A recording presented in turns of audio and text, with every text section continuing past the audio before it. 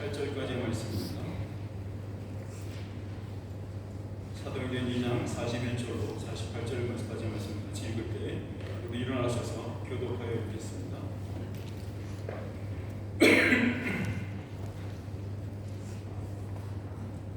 그 말을 받은 사람들은 세례를 받음에 이 날에 신도의 수가 3,000이나 더하더라. 그들이 사도의 가르침을 받아 서로 교제하고 떡을 떼며 오로지 기도하기를 힘쓰니라. 사람마다 두려워하는데 사도들로 말미암아 기사와 표적이 많이 나타나니 믿는 사람이 다 함께 있어 모든 물건을 서로 동요하고 또 재산과 소유를 팔아 각 사람의 필요를 따라 나눠주며 날마다 마음을 같이하여 성전에 모이기를 힘쓰고 집에서 떡을 떼며 기쁨과 수전한 마음으로 음식을 먹고 함께 됐습니다. 하나님을 찬미하며 또 온 백성에게 칭송을 받으니 주께서 구원받은 사람을 날마다 더하게 하시니라. 아멘. 자리에 앉으시기 바랍니다.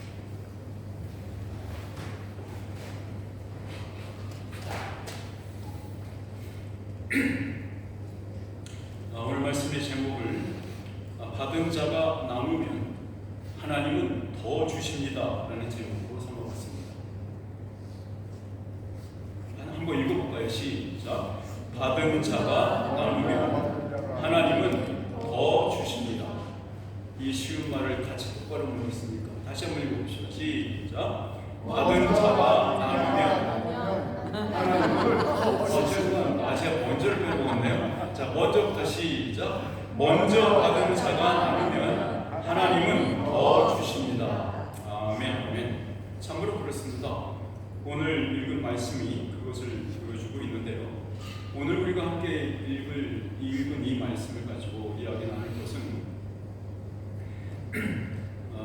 예수 그리스도 이후에 성령님을 통해서 교회가 세워지는데 그 초대교회의 모습 속에서 그 초대교회가 가지고 있던 특징과 목적들, 그 한마디로 말해서 표징이라고 말하는데 그 표징이 여전히 우리에게 지금 있는가? 그래서 여전히 우리 교회가 살아있는 역사적인 복음적인 교회인가? 라는 것을 우리가 한번 돌아보고자 함입니다. 오늘 우리가 받은 영혼의 양식으로 받은 이 말씀은요, 오순절날 당일에 믿음의 백성으로 들어온 그 수많은 신자들, 즉 초기 예수 공동체를 형성했던 그들의 생활 방식이 어떠했는지를 잘 보여주고 있습니다. 저는 이들 상호 간의 교제와 떡을 땜과 기도에 힘썼던 모습이 사도들이 보였던 그 기사와 표적보다도 더욱더 광범위하고 지속적으로 보인 성령님의 표적이라고 생각합니다. 우리 본문 바로 앞절에 있는 41절과 42절의 내용이 실제로 어떻게 초기의 교회 모습 속에 현실화되었는지를 구체적으로 기술하고는 것입니다. 그것이 오늘의 본문이었습니다. 오늘 그 41절과 42절을 우리가 다시 한번 읽어보겠습니다. 41절과 42절 같이 한번 읽을까요? 시작. 그 말을 받은 사람들은 세례를 받음에 이 날에 신도의 수가 3,000이나 더하더라. 그들이 사도의 가르침을 받아 서로 교제하고 떡을 떼며 오로지 기도하기를 힘쓰니라. 자, 3,000명이라는 큰 숫자, 그 넘는 숫자가 한꺼번에 예루살렘에서 세례를 받았을 것이라고 보는 것은 참으로 어렵습니다. 제 말은 3,000명이라는 사람이 한 곳에 모여서 한꺼번에 세례를 사도들로부터 받았다라고 보는 것은 참으로 어렵다 이 말입니다. 왜냐하면 요단강쯤 돼야 이 3,000명이나 되는 숫자의 사람들이 다 같이 한꺼번에 당일날 똑같은 날 세례를 받을 수 있었을 테니까 말입니다. 자, 분명치는 않으나 새롭게 된 신도가 된 이들에게 세례를 준 방법은 아마도 예루살렘 성 주변에 있었던 샘들과 연못들에서 행해졌을 것이라고 보는 견해가 있고요. 실제로는 물로 침례를 세례를 하지 않았으나 세례를 받음에라는 그 구절을 물 세례 없이 예수 그리스도와의 연합 속으로 들어왔다고 하는 해석, 그것을 믿음으로 보는 견해도 있습니다. 이 구절은 예수 공동체에 새롭게 들어온 신입 멤버들이 지속적으로 했던 생활 방식을 기록하고 있어요.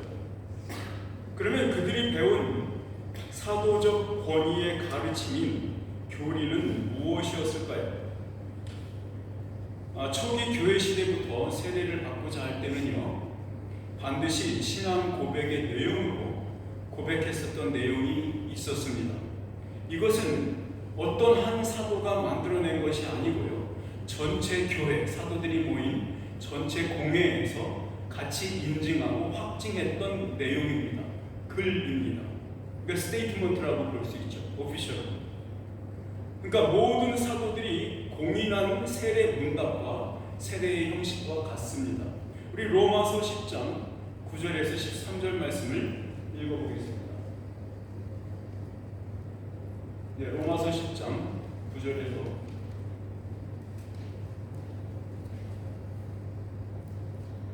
네, 없습니까? 네, 나왔습니다. 예. 우리 한번 같이 읽어보겠습니다. 시작.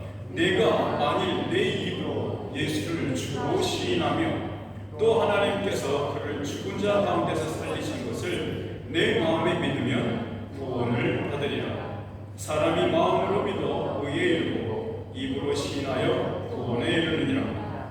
성경에 이르되 누구든지 그를 믿는 자는 부끄러움을 당하지 아니하리라 하니 유대인이나 헬레인이나 차별이 없습니다. 한 분이신 주께서 모든 사람의 주가 되사 그를 부르는 모든 사람에게 부요하시도다. 누구든지 주의 이름을 부르는 자는 구원을 받으리라. 아멘. 바로 이 구절이 사도 바울이 로마에 있는 로마 교회에 있는 성도들에게 쓴 편지한 부분인데요. 그러나 이 말이 사도 바울이 쓴 말이 아니라 모든 사도들로부터 확증되고 인정받았던 사도들의 통일된 가르침이었다고 이해가 되고 있습니다. 이것을 우리는 교리라고 부릅니다. 자, 그러니까 그날 3,000명이나 더해졌던, 그거 한꺼번에 3,000명이 됐든지 혹은 계속해서 차차차차 3,000명이 됐든 어떻게 이해하시든 좋습니다. 그러나 그들이 세례를 통해서 예수 그리스도와 연합하는 믿음의 백성이 되는 그 과정에 반드시 이 말이 고백되어야 했고, 이 말이 해야만 세례 문답이 맞춰지고 그에게 세례를 베풀었다는 것을 분명히 이해하셔야 합니다. 이 말씀은 베드로의 설교로 마음의 찔림을 받아서 어이할꼬 하며 어찌할 바를 몰라 하던 자들에게 제시됐던 복음입니다. 그들 한 사람 한 사람은 각자의 입으로 예수를 주로 시인했고, 그 예수가 자기를 대신하여서 십자가에서 죽으신 후 묻히셨다가 부활하셨다는 사실을 믿었습니다. 더 이상 사람들 사이를 신분과 지위로 나누지 않고 복음은 그들을 하나의 공동체로 만들었습니다. 그들 모두의 예수를 주라 시인하였고 찬미했고 그들은 구원에 이르렀습니다. 이 사도적 권위의 가르침인 교리가 바로 지금 여러분과 제가 서 있는 이 교회의 기초입니다. 이것들은, 이 기초는 우리 교회 안에서 반드시 항상 다시 재확인되어야 하며 그때마다 재확증되어야 하는 반석과도 같습니다. 그리고 이렇게 말하고 있습니다. 그들이 서로 교제하고 떡을 떼며 오로지 기도하기를 힘쓰니라. 한글 성경만 보고 이 구절만 이렇게 번역을 하면 마치 기도하는 장면만 오로지 계속해서 거기에만 힘을 쓴 것처럼 읽혀지는데요. 원래 그렇지 않습니다. 이렇게 읽으시는 게 맞습니다. 그들이 오로지 계속적으로 서로 교제하고, 그들이 오로지 계속적으로 떡을 떼며, 그들이 오로지 계속적으로 가지고 기도하기를 힘썼다. 이렇게 이해하셔야 맞습니다. 그러니까 그들은 전심으로 그리고 지속적으로 사도적 권위의 가르침을 받았습니다. 또한 자신들의 삶에 들어온 예수 그리스도를 나눔으로 서로 위로하며 서로 힘을 북돋아주는 일을 쉬지 않았습니다. 그리고 배고픈 자들을 위해서 먹을 것을 사서 나누어주는 일을 그치지 않았었습니다. 또한 주님의 명령을 잊지 않고 때마다 기약하여서 성찬을 나누고 전심으로 기도했습니다. 바로 이러한 생활 양식은 2000년이 지난 오늘날의 예수 공동체인 우리들도 마땅히 계속해야 할 삶의 모습, 교회의 형식, 교회의 양태입니다. 그럼 오늘의 본문 속에서 드러난 우리에게 확실히 보여주고 있는 성령의 기사와 표적들은 그 믿음의 선배의 행동들을 통해서 구체적으로 어떻게 드러났는지 살펴보겠습니다. 본문 말씀 43절에서 45절까지의 말씀을 같이 한번 읽어볼까요? 시작. 사람마다 두려워하는데 사도들로 말미암아 기사와 표적이 많이 나타나니 믿는 사람이 다 함께 있어 모든 물건을 서로 통용하고 또 재산과 소유를 팔아 각 사람의 필요를 따라 나누어주며 예수 그리스도께서 행하셨던 기사와 이적들이 바로 하나님의 나라가 이 땅에 도래했음을 보여주는 표적으로 상징으로 우리에게 주신 것처럼 이 사도들의 기사와 표적은 예수 그리스도가 보내신 성령님의 통치가 시작되었다는 것을 보여주는 것이고 또한 예수 그리스도께서 자기의 백성들을 부르시는 방법으로 우리에게 주신 것입니다. 사람들이 이해할 수가 없는 경이롭고 신비한 표징들이 여러 사도들에게서 각기 나타나는 일이 있었다는 것입니다. 사도적 권위라고 하는 것은요, 예수님이 여신 그 새 구원의 세상, 새로운 세상의 백성들을 통치하는 대리인으로서 그 직분이 주어졌음을 말하는 것입니다. 구약의 12지파와 신약의 12사도가 그 의미를 다 갖고 있는 것이죠. 여러분 아시겠지만 사도행전 1장 마지막 절인 26절에 이렇게 말하고 있습니다. 제비뽑아 마띠아를 얻으니 그가 11사도의 수에 들어가니라. 굉장히 중요한 대목입니다. 이 12사도, 그 12사도의 숫자를 채우는 이유는 새로운 이스라엘인 교회의 출범식을 알리는 빵빠레와 같습니다. 그뿐 아니라 이들은 각기 그룹들을 맡아서 예수님의 말씀을 가르쳤고 세례를 줌으로 그들을 구원에 들어오게 하였습니다. 여러분, 이러한 일들이 계속되는 가운데 사도들을 통해서 펼쳐진 이사와 기적은 그 일들을 행한 사도들의 권위를 인정하지 않을 수밖에 없게 만들었습니다. 마치 예수님께서 손을 갖다 대기도 무서워했던 것처럼 말입니다. 사람들이 예수님의 주변을 쫓아다니는 사람들이 예수님에게 손대기 두려워했어요. 왜냐하면 그에게서 기사와 표적과 이적이 계속해서 나타나고 있었기 때문이죠. 그것들은 사람들이 이해할 수 없었던 현상이었어요. 마치 심적인 그 수준에 있는 어떤 것이 펼쳐지고 있는 것을 사람들은 이해했기 때문에 그렇습니다. 그래서 감히 예수님께 손을 대지도 못했죠.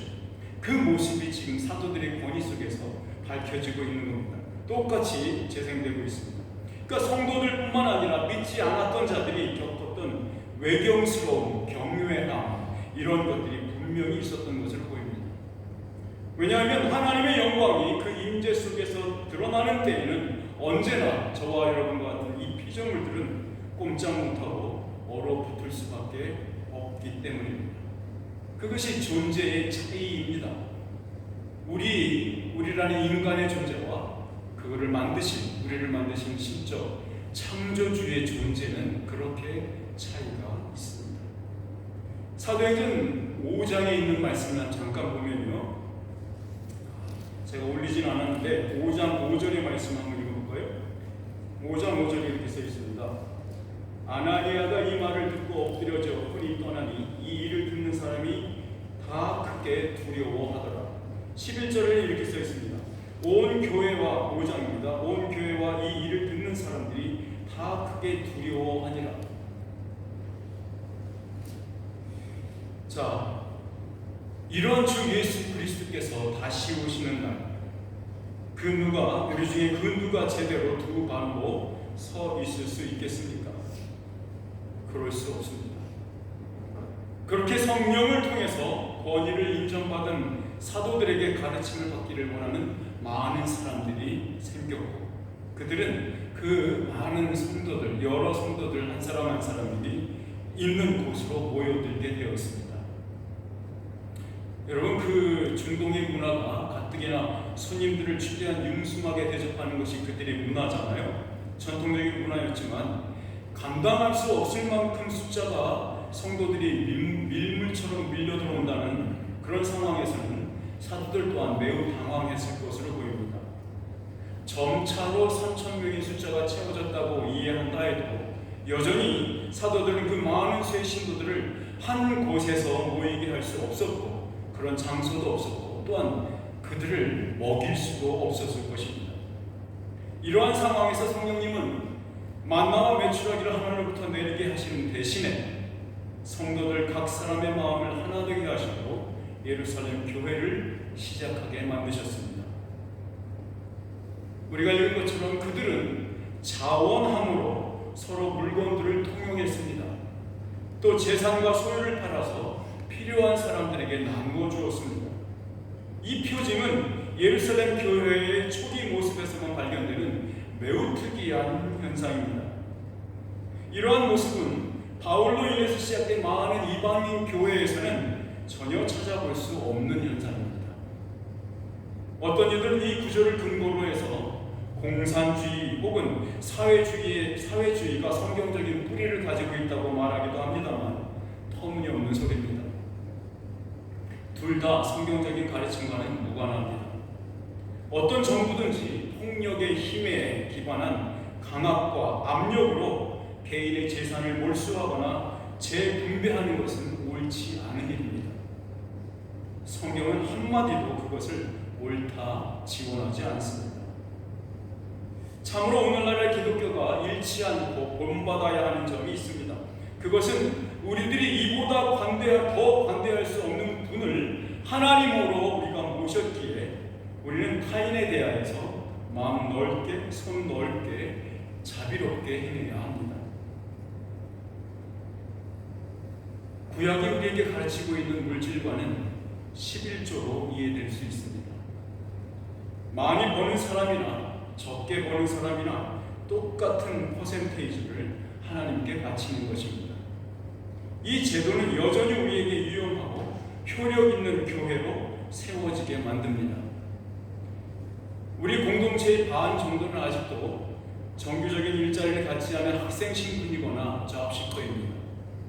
얼마가 여러분의 수입이든지 거기에 10%를 자원하여 헌신하는 것은 매우 중요한 신앙 고백과 같습니다. 그렇다고 해서 여러분의 재산과 소유를 팔아서 헌신하는 일은 안 됩니다. 그저 여러분들이 할 수 있는 부분을 스스로 헌신함으로써 필요한 사람들에게 도움이 될 수 있도록 사용되기만 하면 됩니다. 이제 본문은 우리를 예루살렘 초기 예수 공동체가 어떻게 모임을 지속했는지 말해주고 있습니다. 우리 46절 말씀으로 가보겠습니다. 같이 한번 읽을까요? 시작. 날마다 마음을 같이하여 성전에 모이기를 힘쓰고 집에서 떡을 떼며 기쁨과 순전한 마음으로 음식을 먹고. 당시에는 예배자들이 성전에 모이는 시각은 하루에 2번 있었습니다. 아침 9시와 오후 3시입니다. 이거를 주님께서는 삼본제라고 부릅니다. 이 모임들은 매일마다 있었어요. 또한 오순절이라는 큰 절기에 이어지는 날들, 그런 날들은 더더욱 사람들이 많이 참석하기를 원했을 것입니다. 성전에서의 기도 시간이 마치는 대로 사도들과 그들의 가르침을 받기 원했던 신자들은 솔로몬 행각이라는 곳에 아주 자주 모였던 것 같습니다. 솔로몬 행각은 성전 바깥들 동쪽편에 있습니다. 이렇게 성전에서 기도하던 일이 유대교 종파에 속한 지도자들과의 어떠한 불화도 없이 아마도 얼마간은 계속되었던 것으로 보입니다. 우리 같은 책 임사배전 5장 12절에 이렇게 써 있습니다. 같이 한번 읽어볼까요? 시작. 사도들의 손을 통하여 민간의 표적과 기사가 많이 일어나매 믿는 사람이 다 마음을 같이하여 솔로몬 행각에 모이고. 자, 이곳 즉 솔로몬 행각이라는 곳은 학원처럼 사용되기도 했고 또한 많은 기적들이 일어나는 곳이기도 했습니다. 이 사도들의 가르침과 이적과 표적들로 인해서 성도들의 숫자는 아주 급하게 늘어났습니다. 왜냐하면 단순히 그들의 가르침과 표적만이 아니라 그 말씀과 보이는 증거들로 확신을 얻을 수 있었고, 세례를 통해서 예수를 믿는 믿음의 백성이 된 자들이 스스로 다른 사람에게 했던 무례와 잘못에 대한 용서를 구했을 것이고, 떼먹은 돈을 갚았을 것이고, 더더욱 약한 자를 보살폈을 것이고, 또한 줄인 자에게 먹을 것을 가져다주는 선행이 계속되었을 것으로 보입니다. 아마도 이런 일을 여러분 기억하시듯이 1907년 평양 대부흥운동과 웨일즈와 캐드민스터에서 있었던 대부흥운동이 일어났던 그 상황에서 일어났던 일과 동일하죠. 어쨌든 오후 3시경에 성전에서 모임을 가졌던 공동체는 밤에는 큰 집을 가졌던 성도들의 집에서 모임을 가졌던 것으로 보입니다. 여러 가정들마다 사도들이 맡아서 모임을 했던 것 같습니다. 마치 셀그룹처럼 말이죠. 그곳에서 그들은 성찬과 애찬을 나누었습니다. 구원의 기쁨과 예수 그리스도를 향한 온전하고 흔들리지 않는 마음으로 하나된 그 성도들이 함께 음식을 나누었습니다. 여전히 우리 교회도 여전히 우리들은 이 성찬 예식을 교회의 표지로서 행하고 있습니다.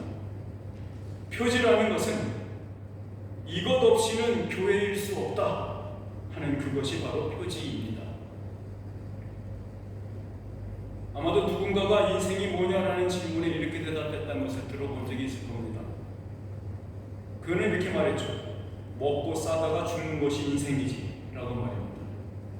누가 한 말이냐고는 묻지 마십시오. 하하하 이렇게 썼네요. 자, 오늘 본문의 요점을 요약하면 새로운 예수 공동체가 먹은 게 무엇이고 싼 것은 무엇인가에 대한 것입니다. 그들은 사도의 가르침을 먹었습니다. 그들은 나눔과 성도의 거룩한 교제를 그 열매로 내었습니다. 사랑하는 성도 여러분, 이것이 참 하나님의 형상이 회복된 인생의 모습입니다. 여러분이 열심히 일터에서 수고하시는 것은 모두 이것을 이루기 위함입니다. 여러분이 열심히 공부해야 하는 것도 마찬가지입니다. 교회 앞에 헌신해야 하는 이유도 그와 같습니다. 여러분 자신을 성숙하게 자라나게 하고 살찌우게 하기 위함입니다. 여기 본문 마지막 구절에 하늘 보좌 우편에 앉으신 그 예수께서 열매와 상으로 무엇을 베푸시는지 설명하고 있습니다. 47절 말씀을 함께 읽겠습니다. 시작. 하나님을 찬미하며 또 온 백성에게 칭송을 받으니 주께서 구원받는 사람을 날마다 더하게 하시니라. 아멘. 여러분, 우리 교회는 죽을 때까지 하나님을 찬미하는 공동체이어야 합니다. 우리는 예수 그리스도가 하신 일을 기억하는 공동체입니다. 그가 하신 일로 인해 마음에 가득 찬 기쁨이 입으로 터져 나와야 합니다. 우리의 손과 발로 그 기쁨은 선한 행실로 터져서 밖으로 나가야 합니다. 당시 예루살렘 공동체의 소문은 2세대가 지나도록 퍼져 나갔습니다. 우리는 보통 한 세대를 30년으로 보지만 이스라엘 사람들 히브리적 사고에서는 한 세대는 40년이었습니다. 심지어 로마 정부의 공공연한 핍박이 있었던 시대에도 이 말씀의 공동체가 보인 행동은 여전했습니다. 그 증거가 여기 있습니다. 기원 후 AD입니다. 97년에서 117년 사이에 로마의 황제로 일했던 트라이아누스라는 사람이 있습니다. 그때 유대 충동을 맡았던 플리니우스라는 사람이 총독이 있었는데요. 그가 이 트라이아누스에게 편지를 보낸 장면에 그 서신에 이렇게 기록되어 있었습니다. 제가 잠깐 읽어드릴게요. 짧은 부분요. 저는 플리니우스가 얘기하는 겁니다. 트라이아누스 황제한테. 저는 그들이, 여기서 그들은 예수를 믿는 예수쟁이들 말합니다. 저는 그들이 폐하의 제단에 분향하고 그리스도를 욕하면 살려주려고 3번이나 기회를 주었습니다. 그런데 제게는 집사라고 불리는 여자 노예들이 몇 명 있는데 저는 그들을 고문했습니다. 저는 그들에게서 몇 가지 미친 생각들 이외에는 나쁜 것을 아무것도 발견하지 못했습니다. 수많은 사람들이 이런 어리석은 것에 감염되어서 우리의 신전은 거의 텅텅 비어버렸습니다. 이렇게 편지를 보냈습니다. 그 어떤 박해와 핍박도 초기 예루살렘 공동체에게서 그 복음의 정신을 전수받은 크리스천들을 죽이지 못했습니다. 그들이 이겨냈던 현실은 우리가 경험하는 것에 비할 수 없습니다. 여러분, 우리 앞에 놓인 이 현실의 무게는 하나님의 임재 앞에서는 아무것도 아닙니다. 현실로부터 도망가는 이유로 하나님의 임재와 영광을 사용하라는 것이 결코 아닙니다. 오히려 하나님께서 함께 하시는 그 기쁨이 우리로 하여금 이 고달픈 현실의 고민과 어려움을 살아내게 견디게 한다는 말입니다. 복음은 그렇게 우리에게 은혜를 가져다 줍니다. 우리 주님 예수 그리스도께서 우리에게 원하는 것은 단 한 가지입니다. 그의 백성으로 그를 닮아가며 사는 것, 그것뿐입니다. 그때 우리 주님은 우리를 들어서 세상 사람들에게 자랑할 것입니다. 보라, 이것이 구원의 예시다, 구원의 신뢰다, 살아있는 증거다 라고 말입니다. 에베소서 1장 12절에 이렇게 기록되어 있습니다. 이는 우리가 그리스도 안에서 전부터 바라던 그의 영광의 찬송이 되게 하려 하십니다. 사도적 권위로 우리에게 전승되고 있는 가르침과 베푸는 나눔, 그리고 성찬은 교회의 표징입니다. 우리 교회는 이런 표징을 나타내고 있는 교회입니다. 우리의 삶의 마지막에 어디에서든 어느 때이건지 간에 함께 배우고 함께 먹고 함께 나누는 공동체로 묶여지기를 기도합니다. 저는 이렇게 기도하겠습니다. 성령님, 이 공동체를 불쌍히 여기시어 사랑으로 한데 묶인 하나님의 또한 하나의 복음 덩어리가 되게 복 주옵소서. 아멘. 우리 함께 기도하겠습니다. 아버지 하나님, 우리를 성령님께서 하나 한대로 묶으시는 사랑의 줄로 묶어주시어 예수 그리스도와 연합한 상태로 떨어지지 않도록 도와주시고 그 속에서 예수님의 생명력을 이어받아 날마다 그 생명력을 살아 움직이며 예수님을 담는 예수님의 에이전트가 되는, 앰버서더가 되는 공동체가 되게 인도하여 주옵소서. 말씀과 성찬과 세례와 나눔이 우리의 표징으로 여전히 살아 움직이게 하는 그런 공동체가 되도록 인도하여 주옵소서. 예수 그리스도의 이름으로 기도드리옵나이다.